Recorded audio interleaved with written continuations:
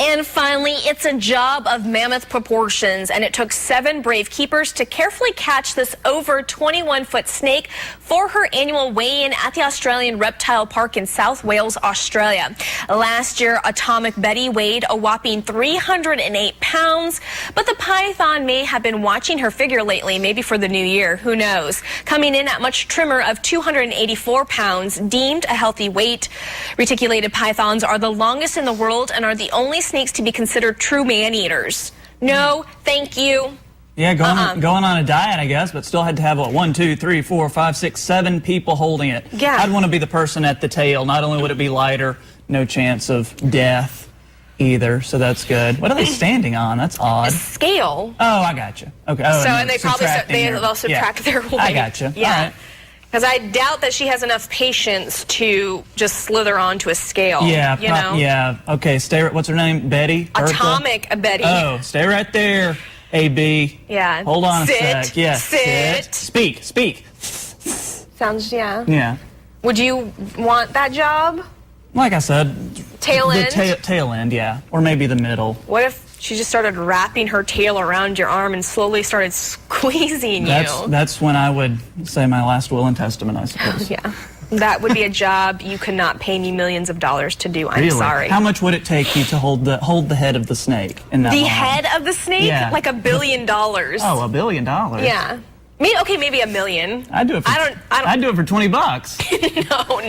No. Okay. You'd have to have a hefty, nice little bank account and checkbook writing my name out in 6 figures or more. Okay. That's for sure. And I'll do it for pennies. I'm gonna laugh when somebody calls you and asks you to do it for like 5 cents. As long as we can do it on the morning show. It'd be an awesome live shot. It'd finally be the Ella show afterwards. Friday Eve. Oh yeah. Yeah. 8th day of the month, 8th day of the year. 300 and something left, and all right, we're ready to rock and roll. Are we? Are you ready to rock and roll with our history quiz? Let's do it. Yeah. It's 25 and 36. 2 out of 3 so far for the week. Let's make it 3 out of 4. Okay, you ready? Let's try it. Yeah. Okay. On this day in 1958, Bobby Fischer won the United States Chess Championship for the first time. Now, how old was he? A, 14, B, 18, C, 21, or D, 27? Okay, definitely not D. And I'm trying to harken back to that movie where the child actor, I never saw the movie, but it was a kid who played him in the movie. So maybe 14, that's possible. 21 seems a little too old as well, because he was quite the chess prodigy. It's either A or B. I'm going to go with 14, age 14. You are correct, my friend. Right. The answer is A, 14. He is considered by many to be the greatest chess player of all time. Starting at age 14, he played in 8 United States championships, winning each by at least a point. At age 15 and a half, he became both the youngest grandmaster and the youngest candidate for the world championship up to that time. Now, he won the 1963-64 U.S. championship 11-0, the only perfect score in the history of the tournament. So how did he get to where he did at such a young age? Well, he was only 6 years old when he and his sister learned how to play chess. He also found a book of old chess games and studied it intensely. By the age of 12, he was part of a chess playing game, and that's where he started winning his matches, and that is a look back at history for you. All right. He's also the diva. He's a diva? Yeah, there was a... Oh, yeah, he did go a little cuckoo for Cocoa Puffs later on in life. Right. Well, one of his matches that he did in Europe, he refused to play because he was losing the couple of matches. I remember that. And then it was the tiebreaker.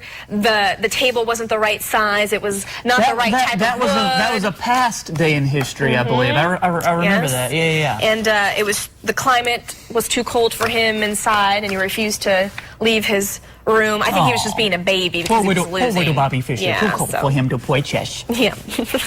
So look back at history for you. All right. So speaking of cold temperatures, we have another day of school cancellations and delays. Not as many cancellations today as yesterday, but we have a lot more delays today. And of course, we have all the updated lists on our website at heartlandconnection.com. We have them on Facebook. I'm sure we have a crawl going on right now. And also we have it on our mobile app. And of course, we have Troy Moline here. So of course, he's going to give us the breakdown. And Bobby Fischer, if you're watching, you are not going to enjoy the forecast, what we have going on. Plug your ears, put a couple pawns in your ears. And finally, right now. Bill Gates wants to turn poop into drinking water. And now the Bill and Melinda Gates Foundation is backing a test plant north of Seattle. First, the feces is heated to 1,832 degrees Fahrenheit to draw off the water. The dried feces is then burned, producing enough heat to generate electricity. The goal is to prevent disease caused by contaminated water supplies. And the operational plant, the first one, is planned in the next few months. Gates says he's tasted the water and it's, quote, delicious and as good as any he's had out of a bottle. Well, if it's good enough for Bill Gates, it's good enough for everybody. Delicious, he says. I'm quoting him. I'm not putting words in his mouth. There are quotes around the word delicious. Maybe he said it sarcastically, and the reporter said, "So how is the feces water?" "Oh, it's delicious." Now you sound like Weird Al Yankovic. Yeah. And then the reporter says, "Can I quote you on that?" He's like, "Oh, yeah." So he's like, "Bill Gates says it's delicious, and it smells great." I don't know. Would you try it? No. I'd try a sip, maybe. Just a sip. For free? So you're going to hold a python, the head of a python, for $20, a 300-pound python for $20. And drink poo water for free? Yeah. You're like the all-American guy right here. I guess so. Hey, we'll do that on the show, too. Get Bill Gates on the phone. Where's he at? I'll have to get my connections to call him. Okay, you do that. Because I'm thirsty. I'm sure you are. We'll be right back.